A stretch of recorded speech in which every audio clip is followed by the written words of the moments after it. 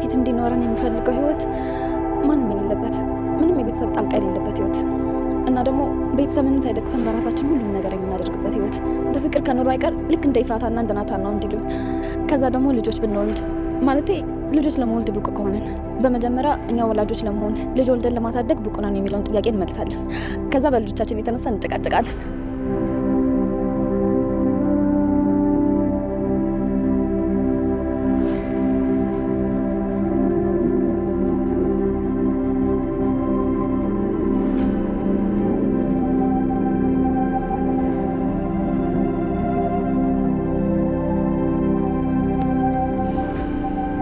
መቼም ቢሆን አረሳ በጣም ንጹህ ሰው ነህ።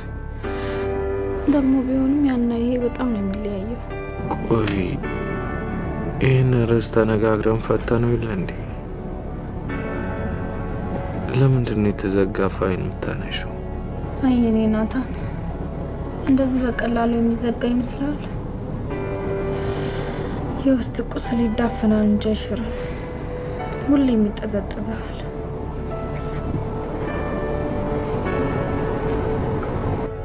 ያለች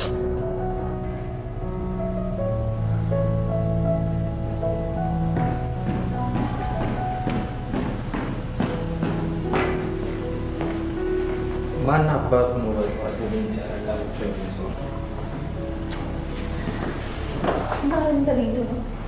ደስተኛ ትመስላለህ። ወሰኛለሁ። ከዚህ በኋላ መፍራትም ሆነ ወደ ኋላ ማለት አያስፈልግም። ህይወትን ከዜሮ ሀ ብዬ እጀምራለሁ። ድሮም አባቴ ገንዘቡን ኬት እንዳመጣው አላውቅም። አሁን በላቤ በራሴ ሰርቼ ቤተሰቤን አስተዳድራለሁ። አልገባኝም። ስለምንድን ነው የምታወራው? ውሳኔ፣ ላብ፣ እኔ ስለምን እንደምታወራ አልገባኝም። ከቢዛ ጋር እፋታለሁ። እኔ ጋ ያላትን ንብረት ሁሉ መልስላታለሁ። ከዚህ ቤት ሻንጣዬን ብቻ ይዤ እወጣለሁ። ከዛ ለራሴ የምትመጠነኝን ትንሽዬ ቤት እከራያለሁ። ከዛ እህቴንና አንቺን አስተዳድራለሁ። ነው ደሃ ከሆንኩ አትፈልጊኝ ማለት? እኔ ገንዘብን አይቼ ነው እንዳንተን ያፈቀርኩ። ለአንቺ መውደድ ወይም ፍቅር ማለት ነው ማለት ነው? ፍቅር ነው ወይስ መውደድ እንዳልናበር የፈለግከው? ተመሳሳይ ሀሳብ ነው ያላቸው፣ ያው ከቃላት ልዩነቶች። እስኪ አንድ ጥያቄ ልጠይቃ። ገኒን ትወዳታለህ አይደል? ያው በእህት ምሳሌ መስጠት ስላልፈለግኩ ነው። ለምሳሌ እኔና ገኒ አንድ ላይ ተቀምጠን ለእነሱ ያለህን ስሜት ግለጽላቸው ብትባል ሁለታቸውንም አፈቅራቸዋለሁ ነው የምትለው ወይስ ሁለታቸውንም እወዳቸዋለሁ ነው የምትለው? አይ ገኒን እወዳታለሁ፣ ያው እንደ እናት ማለት ነው። አንቺን ደግሞ አፈቅርሻለሁ። ገኒ የሆነ ጊዜ ስለ ፍቅርና ስለ መውደድ ልዩነት ስታስረዳኝ ምን አለችኝ መሰለህ? አንድ ሰው የፍቅርና የመውደድ ልዩነት ሲያስረዳ በአበባ መስሎ ነበር። አንድ ሰው አበባውን የሚወዳት ከሆነ ይቀጥፋትና እየሸተታት ይዟት ይሄዳል። አበባውን የሚያፈቅራት ከሆነ ግን ማንም ሰው እንዳይቀጥፍበት እንዳትጠወልግ ይንከባከባታል። ሁሌም አበባዋ ስትፈካ ሲያያት ልቡ በሀሴት ይሞላል። የመውደድና የፍቅር ልዩነት ይሄ ነው። ለአንቺ ፍቅር ማለት ምን ማለት ከሆነ ጥያቄ፣ ፍቅር ማለት ፈጣሪ ነው። ፍቅርን ያስተማረን ያስረዳን እግዚአብሔር ነው። ሌላው ደግሞ ፍቅር ስጋዊ ፍላጎት አይደለም። ለአንዳንዶች ፍቅር ማለት ድንገት መጥቶ የሚይዛቸው የማይቆጣጠሩት ስሜት ነው። ፍቅር ለሌሎች ይጠቅማል፣ ለእኔም ጥሩ ነው ብሎ ወደሚመኙት መሳብ ነው።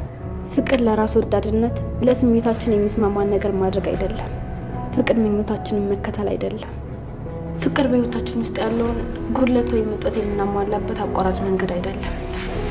ፍቅር ከሌሎች ቀምተን ለራሳችን የምንጠቀምበትም አይደለም። የፍቅር ትርጉም በጣም የተወሳሰበ ስለሆነ ከራስ ወዳድነት ጋር አንድ ላይ ተደርጎ ይወሰዳል። ፍቅር ሲጀመር ሰውን መርዳት ነው። የፍቅር ዓላማ ስለምንወደው ሰው እንጂ ስለኛ አይደለም። ፍቅር የሚያማክለው የምንወደውን ሰው ጥቅም እንጂ የራሳችንን አይደለም። ፍቅር የኛን ፍላጎት ሳይሆን የምንወደውን ሰው ፍላጎት በማሟላት ላይ ያተኩራል። የምንወደውን ሰው ለማወቅና ለማገልገል ስለምንወደው ሰው ማወቅና ማጥናት ግድ ይላል። ስለዚህ ፍቅር የሚጀምረው ስለምንወደው ሰው ማወቅ ነው። የምንወደውን ሰው የሚንከባከበው ስለዛ ሰው ስናውቅ ነው። ፈጣሪ እንወደዋለን። እሱን የሚያስደስተውን ነገር ለማድረግ ስለምንፈልግ ቃሉን እናጠናለን። ሰዎች ስለ ፈጣሪ ሲጽፉና ሲናገሩ እንሰማለን። ምክንያቱም ከምንወደው ፈጣሪ ጋር ያለንን ግንኙነት ለማጠናከር ማወቅና መረዳት ስለሚጠይቅ፣ እንዲሁም የምንወደውን ሰው በሚገባ ለመያዝ ስለሱ ማወቅ ይኖርብናል። ያ ማለት ያን ሰው አናስከፋውም ማለት ነው። ልጅ ባክግራውንዷን በደንብ አጣርታ? አለቃ ደላላው ጋር ሄጄ ነበር እና ከዚህ በፊት ሌላ ቦታ አስገብቷት ነበር፣ ግን እዛ ስላልተመቻት 5 ወር ነው ቆይታ የወጣችው። ለምን ወጣች? ለምንድን ነው ያልተመቻት? ስታሰራት የነበረችው ልጅ በጣም አስቸጋሪ ነች እና ስለሷም ለማጣራት ሞክሬ ነበር። እንደተባለውም በጣም ቅናተኛ ነች። በወለደችው ልጅ ሳይቀር እንኳን ትቀናለች። በወጣች በገባች ቁጥር በጣም ታስቸግራታለች እና ሌላ ቦታ እንዲያስገባትና ከዚህ በላይ